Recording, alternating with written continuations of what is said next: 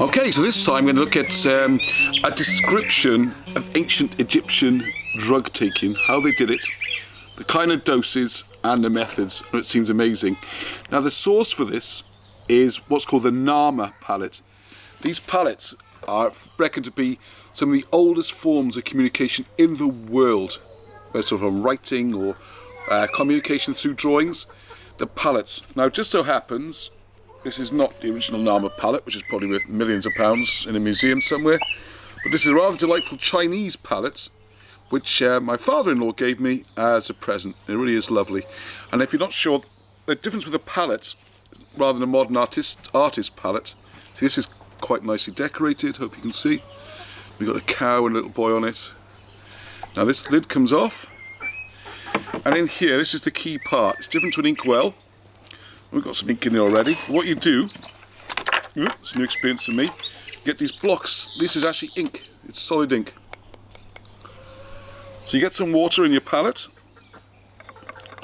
and then you just grind. So hopefully you've got some serf or slave or student or small child to do that for you, okay? So you get different types of ink. There's a small one. Here's a rather splendid, beautiful one. All the dragon stuff on it, the Chinese stuff. So again, just grind away. And it takes a bit of while, but already that's starting to form a bit of an ink. And it's beautiful ink. This is great. If you can be bothered to do it, it's better than anything you'll buy in a pot or anything. It's fresh ink and it's fabulous colour control. Anyway, regardless, the point is, these are what they used as palettes. And some of the oldest messages we got from the most ancient parts of history are engraved onto these palettes, which the scribes would have in front of them. So a permanent reminder of the message. Whether or not they were actually used, or they're just decorative, who knows. What it can certainly, everyone seems to agree on, they're incredibly ancient. Now, if you looked at when we started this series, we looked at some Greek names. And people say, well, it works because they're Greek, they're not proper Egyptian names. You cannot get older than the Narmer palette, is what the experts tell us. So if the Welsh language can read what's written on the Narmer palette, what we call Cymroglyphics, the technique, then it should work with everything. And I'll tell you what you'll find, is with the older the words, the better they fit. You don't have to find a similar word. This wonderful thing in the Welsh language of one word having two meanings. One is what you draw, the other is the word in the message. So watch this. This is amazing. Okay, so here are the front and the back, if you like, of the Narmer palette. As it's a fairly arbitrary name, really, as it's named after a possible name for a possible emperor. Anyway, the point of this is, it is one of the oldest examples of, well, never mind hieroglyphics, any form of written or drawn communication in history. So what we're going to do, we're going to concentrate. There's been numerous attempts to sort of guess or deduce the meanings. And once you've got Cymroglyphics, you can actually read it properly. Watch this. You will, if you have any doubts left about Cymroglyphics working, see how this works and how everything falls into place. It's amazing. So we're going to concentrate. There's so much to cover. I'll show you the second slide, which I'm not going to do today in this lecture. And this is where we have the armies, why they're carrying these things. You notice the bodies with the heads missing, what that all signifies, the number of bodies, why we have the two giraffes here, or the camel horses. What we're going to do today is try and attack this part. We already alluded to earlier what these mean with the horns and everything. And this wonderful scene, which is a drug induction ceremony from ancient Greece. I'm going to go through it part by part, and you'll see it and be amazed. Okay, so first of all, moving on the top.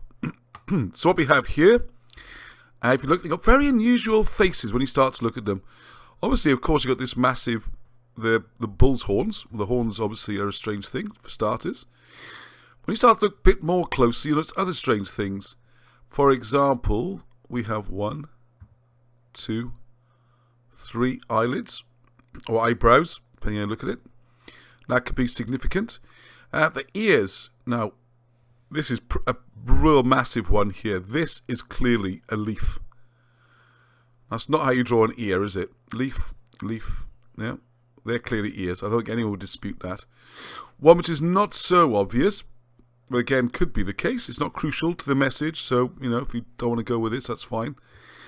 But the eyes, the drawing of the eyes is very stylized to match the mouths. So you could actually argue there's 3 eyes, which gives you tree, and the words we draw from that. And we'll also go into this. We'll also got this middle section, which we'll cover as well. So anyway, let's move on to that quickly. So this gives you an idea. So first of all, we got the horns. And straight away, we get the word corn, or corniog, which corniog immediately leads to coronog. This is how it works, don't forget. Look at the symbol, say, oh, it's a horn. I wonder what horn is in Old Welsh. Let's look it up in my dictionary. You look it up, you find corn, or corniog. And you think, well, corniog, look at the dictionary, sounds almost the same as coronog. What does that mean? Well, that's crowned.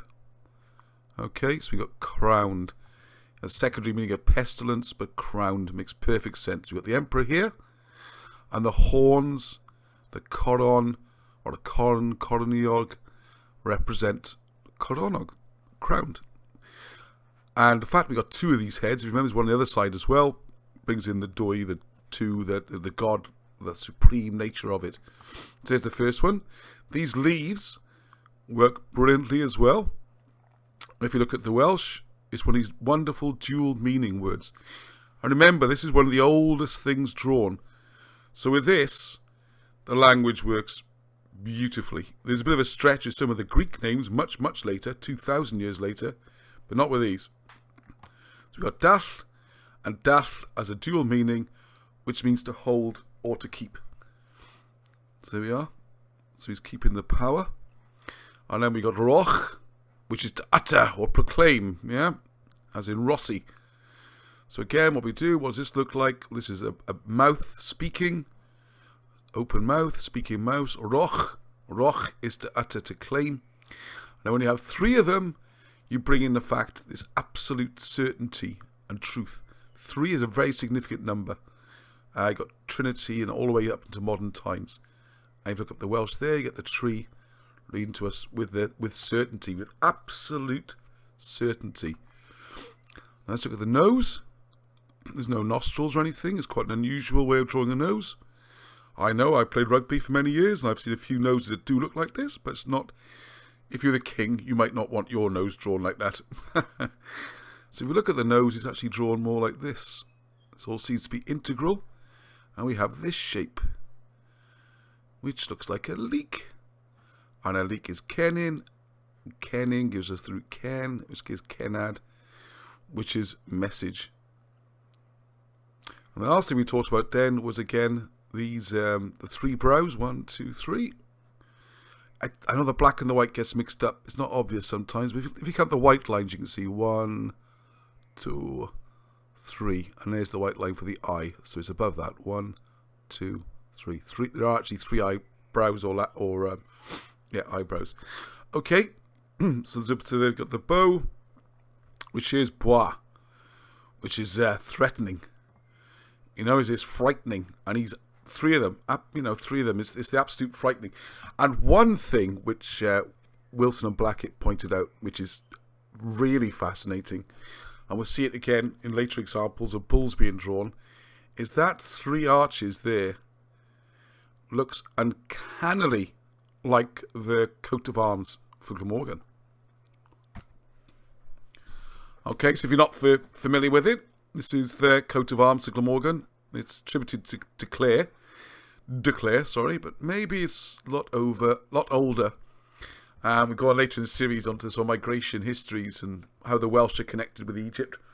But this definitely looks extremely familiar with the 3 eyebrows you see on the cows, on the Narmer palette and lots of other places, which we'll come across some of them. Alright, so there's your 1, 2, 3.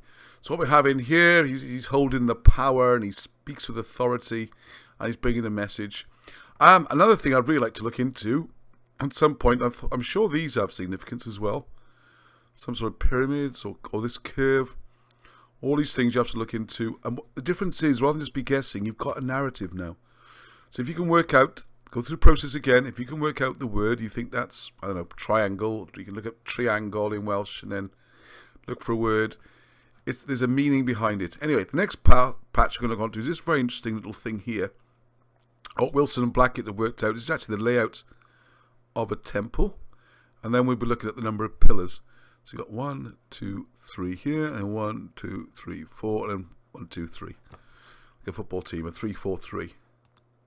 Soccer for the Americans, or the Welsh. Right, so here we go. There's the original. And what I've just done is just trace it in white to give you an idea. And that's how I've drawn it in the dictionary, okay? And as you can see, it's a very unusual looking fish. It's like one of those prehistoric fish.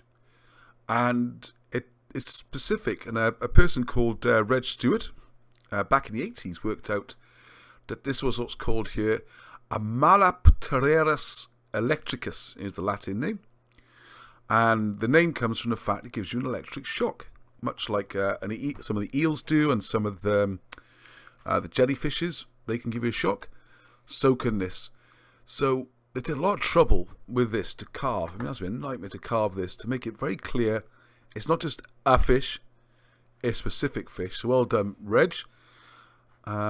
He's in his 80s end, so he's 110 now. So I imagine he's passed away. But congratulations to him, working out which fish it is. And you look this up. So the point again, if you remember with the stinging insects and the biting insects, it was the pain, or the nachi.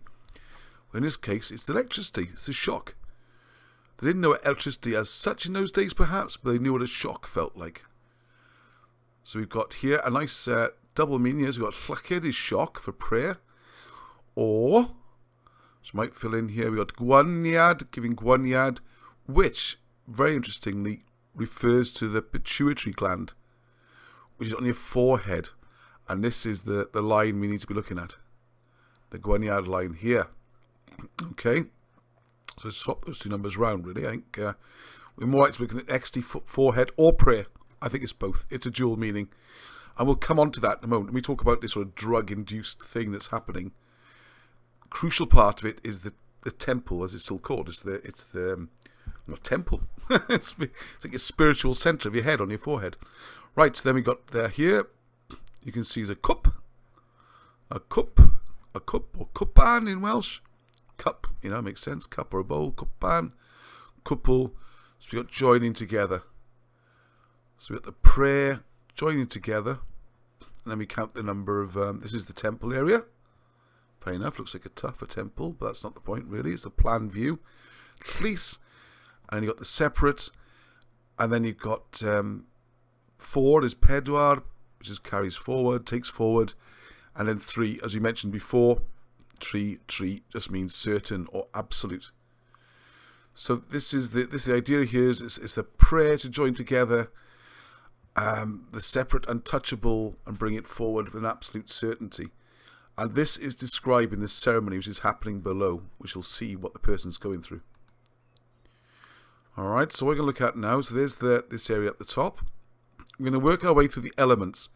So we've got this little chap here, who's the sandal bearer.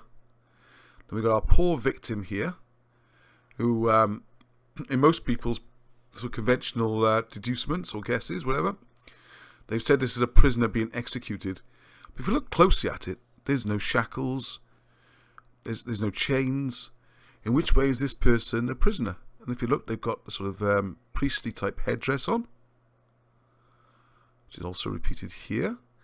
So what would seem more likely is this is some sort of ceremony, and he's being bashed, and you can see explaining what that is and what the purpose is, and we'll go through all that. Add some more details about the ceremony and what it's for are all here. So this is a sandal bearer, and you can see the way he's pointing and his position. He's telling us more about, where's my mouse gone? This main character, who we'll deal with at the end. And then we can talk about what's happening here, okay? Underneath here as well, you see more interesting things down here. Like this is city, and you've got the number of towers and what this means. A lot of this one is covered in the book, and a lot of it you have to read in the Moses book. And if you have interest, we'll do more videos on it so you can see how this is all worked out. Everything is significant. Alright, so let's look at the sandal bearer first. First thing you noticed, he's got this little flower and cistern up there. I hope you can see that clearly. It's a very unusual flower First of all, the way the petals, or wherever they are described, almost like a fern. And it's got the unusual number of 7. 7 petals, and possibly a sun in the middle, and a shrine. So again, Reg Stewart worked out a lot of this. And what we have here, the 7-petal flower, is very famous in Wales. And it's known to coincide with the start of spring. Once these start to appear, it's like the cows would crush them, and that was the beginning of the spring season. And it's called the Philoi. The Philoi. And if we take Philoi and I get Phil-foi, there's 1,000 lives. So this is sort of blessing here, because Sant, you've got Sistrum, Sant in Welsh, Sant, another dual meaning word, no change needed at all. Sant is Sant. Philoi is slightly changed.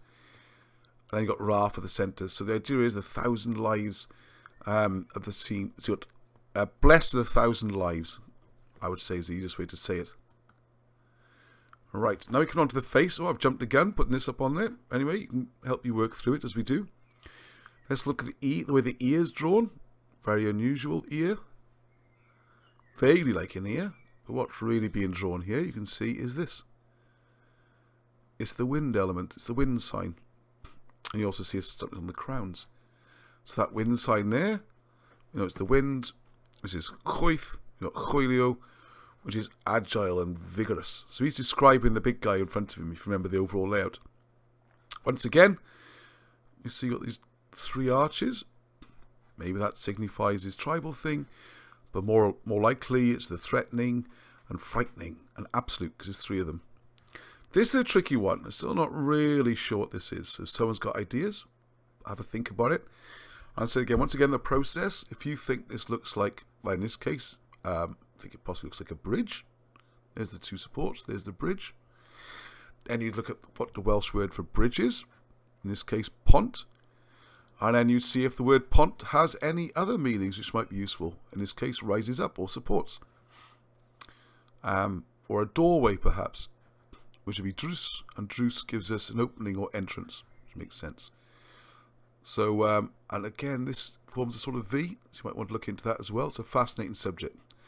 Some of the ones which are more obvious, for example, why is he holding a kettle? It's very nice. Can come along, make a cup of tea for everybody. That could be one reason. Bring a cup of tea in his slippers, boss. Or we could look at what kettle is. So kettle is callawr, and call gives us crafty, prudent, and witty. So again, it's bigging up the main guy. And here's another one. The pair of sandals. And you can see the way they're being drawn. They're not just drawn to show they're being carried. They really want you to see what they are, and there's 2 of them. And I wouldn't be at all surprised if you put the time in to count up how many of these marks, apply the numbers. You might even find more about them that way. But the most obvious one, which is the first meaning, there might be a second meaning, a deeper meaning. But the first meaning, look at shoes and sandals. Aachen, Ach is chief. It's a slam dunk. It's that easy. And the fact there's 2 sandals, once again, we've got the power of 2. We've got the Doiach, or the Achdeutsch, which is the supreme chief, the supreme head. So he's telling us about the person there. Now, I'd like to know more about what these are. Not really sure yet. And also, these symbols on the knees might have a meaning. Some sort of armour, perhaps, but he's more or less naked. So why would he suddenly have armour on his legs? So I think there's another meaning there. I'm going to keep on looking. As it says, a new subject. Please get involved. You're right in at the ground floor as this starts, with the advantage of this new ammunition of being able to read what they are. As one of the things I was hypothesizing, this looks like the triangle or the hill that you see at the front of Cleopatra. It's not drawn with any perspective. It seems to be looked as it is. And again, the angle gives us Congal, which is Conev, glorious. So you put them all together, it's telling us what a wonderful leader he is. Maybe blessed with 1,000 lives. He's full of agility, he's frightening and threatening, absolutely. And we know from the shoes that he's the supreme chief. We know from this he's crafty, prudent, and witty. And then maybe the glory. So all-round top guy, okay? Now, we're going to go on to the victim next. And first I can say, he does not seem to be in any way chained or held or bound or anything, and it's a willing supplicant is the proposal here. So have a look very closely here. Once again, you can see the twirly ear. Again, a better view here of the 3 eyebrows. Excuse me. Now, what also seems to be, this is the spike going into his head. So we're starting to get into the sort of drug ceremony. And here's saying, here's the spike. This is the kind of spike you need to use. And you're also going to need one of these. Which, any ideas what you think that might look like? So it's a little reservoir to collect the liquid. And what's going on here, if you notice the strike is actually on the temple. It's not in the middle of the head. It's showing us very clearly you have to make a spike on the temple. And you would draw some liquid. Because if you might, as you're probably aware, the brain actually floats in a sort of liquid within the skull. And sometimes if you get brain damage or a really bad impact, contusion, is that medical procedures put a little hole in the skull for some of the liquid to drain out, and it gives a lot of relief. Sometimes for people who get ongoing serious headaches, this works. Also, I think there was a bit of a craze in the 80s where people were doing this. I mean, makes you cringe a bit to do it voluntarily, but apparently gives incredible highs and sensations. I wouldn't recommend this at all. It could kill you quite easily. But this is what they're doing here, releasing this liquid to take the brain onto a higher level where it's going to be more susceptible to the drugs that we'll come on to in a second. I would also suggest here the way his beard's being drawn looks like a scythe. This gives us crumming, which is to bow down. So he's to bow down to the force of 1, full of agility. I think this is saying he's a good bloke. He's going to go through this ceremony, which his arms are open. He's willingly taking it. Alright, so there's the needle. There, look. So we've got Nodwith, Nodadwi, which is remarkable. Something remarkable is going to happen. And then we've got the collection of fluid, clean, cleanu. But that's a kind of circular argument because, yes, it's a collection of water, so it means collection of liquid. But again, very powerful. You got this remarkable collection of this remarkable liquid. He's going to have this remarkable experience. So what we want to know from the palette then is, well, how are we going to do this? And this is where you look above. Here's the instructions. This is how you administer the drug and how you go about it. You see? Looks like someone doing cocaine. I mean, it's shoved up his nose. It's a very effective way to get a drug or narcotic directly to the brain. And if you do a close-up of the 2 heads, it clearly seems to be the same person. Same sort of headdress. Same type of nose, 3 eyelids, the same ear, beard. It's drawn slightly differently, but it does look like the same person. In this case, just the head is being considered. Which again, might be significant, but I think what they're trying to do is just demonstrate how this drug procedure is done. You can see the talons there, the bird, we'll come on to that. And this is whatever the hallucinogen they're using. Maybe it's, I can't remember at the time, or maybe I think it was various plants it could be. Some sort of poppy, or it could be some sort of, which would give you opium or an opiate, something like that. Not really an expert on these things, but maybe other people could suggest what presumably ancient plant that would have been, which could have given hallucinogenic qualities. I remember looking at it. My brain's gone a second. There's a lot of records of them using various drugs at the time, and one did come from a plant which could look like this. All right, so I can see here. First of all, do you notice anything unusual about this? 2 things. Well, the obvious one, he's a bird, and he should have 2 of these. He should have 2 bird's feet with talons, which shows you the talons show it's a hawk. It does look a bit like a pigeon, but the sharpness of the beak and having talons shows you it's a hawk. Now, it's an arm. It's got a human arm. And the other thing unusual about the human arm, if you look closely, they've drawn it, I would say, deliberately to make it as clear as possible. This is the left in the foreground. That's the right arm, so why have they drawn a left arm? Try it yourself. It's the wrong way around. It's a left arm. There's the back of the knuckles. There's the thumb racking round. It's a left arm. And left in Welsh is significant, as is transferred to a lot of very modern society with the idea of being sinister, isn't it, in Latin or English, where something going wrong there. So we'll come on to that in a second. And it connects up. This, go into the nose, and there's the drugs being used. And looking at it, you could, I know my wife was thinking that this could mean that 3 is the effective dose. And you can go a bit more if you really want to go for it, which I quite like that. But I also started looking at the numbers here. And one thing which just did while making this video was have a chat to my good friend Tim Lewis, who's become friends through this project. He's wonderful looking up the words. Oh no, lost the page. And what we did was think, well, there's 6 of those plants. So there's 6 would mean chwech. Chwech is this. What else for 6? Come on. Where's my page? Come on. Oh, I've got my old dictionary out here. That's what you have to do. You think, is 6? Well, go through the process. If you think 6 is the, here we are. They're significant. Why have they put 6 plants here? Why didn't they put 7 or 5 or just a handful? Right. So if you look at chwech, that's the Welsh word for it. Number 6. Chwech also delivers to the faculty of speech, a saying or expression. There's a lot of slang words about a chwedleg, which is a gossip, someone who's much given to talk. So I would suggest that there being 6 there shows that this ceremony is to improve communication. So you're going to have enlightenment, and then you're going to be able to communicate and talk about it. And it's well known throughout ancient times. Many of the sort of shamanic types or priests would take vast amounts of some sort of drugs or hallucinogens, and then they'd be able to tell you dreams and the future and all kinds of things. This is definitely showing us some sort of ceremony. And when you run through it, it's quite remarkable. So there's our friend the hawk, drawn with 2 regular feet, as opposed to his arm, all right? So the hawk, hebog, which turns up a lot in the text you'll find, so very confident about this one, is hebrung, which is a guide or conduct. So this is the guide, this is how you do it.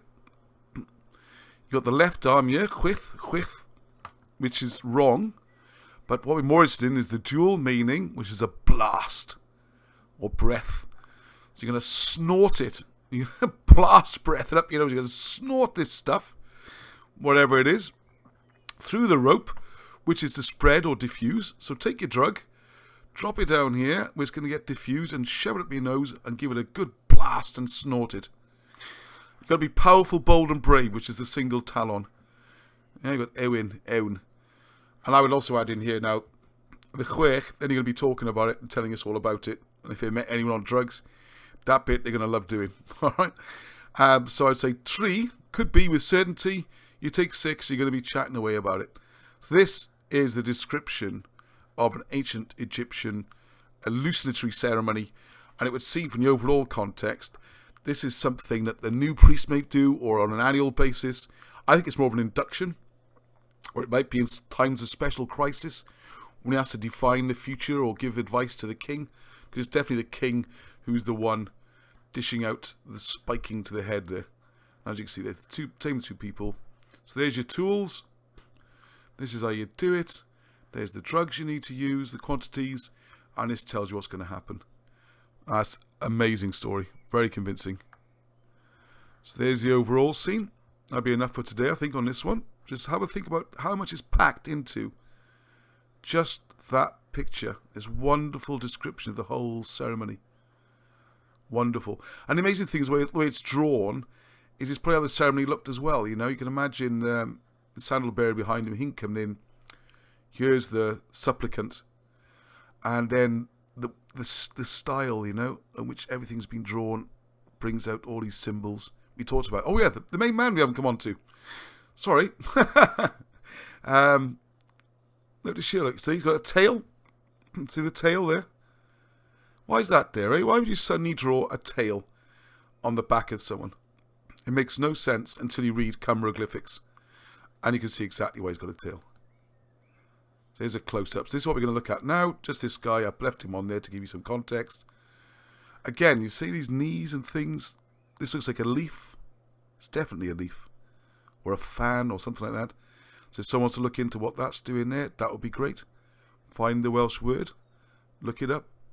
See what it means. See what helps us. There's his crown. The white crown. Coron. That's his crown. That's easy enough. It's a crown.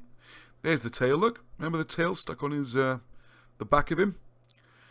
So the tail, the false tail, is Cynfon. Cynfab, which means firstborn.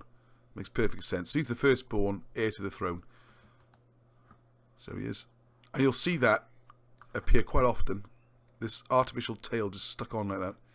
showing, well, it appears to show the firstborn. So if we look more into this picture, again, you got the 3 eyebrows for the certainty. Again, we got this. Some sort of scythe. We got Quilor, the wind symbol, the crown. Is packed with imagery. There's a cistern. That could be a holy baton. Like I said, and keep going. You can keep going on this and looking more and more into this. You know, why is this many number? And it all works. The more you look into it, the more you look up the words in Welsh and find out these old Welsh words have got dual meanings. Most of the time, you haven't got to find a similar word. It is the word. You know, you don't need to change the word for ear or anything. That's the word you want. So that's just, this is only a small item, and already immense information packed into that. And then we got this down here, like I was saying, you can see the city. We can find out all about that, why this little rosette is here. Again, who these people are. Another fascinating one here, you can look closely. I've got the details in front of me. I think you find them down the bottom. We got a guy with, I think, is he the one with 2 left hands? And you can tell the hoof is on the arm. There's a very clear of the 3 eyebrows looking like the Morgan crest and the crown.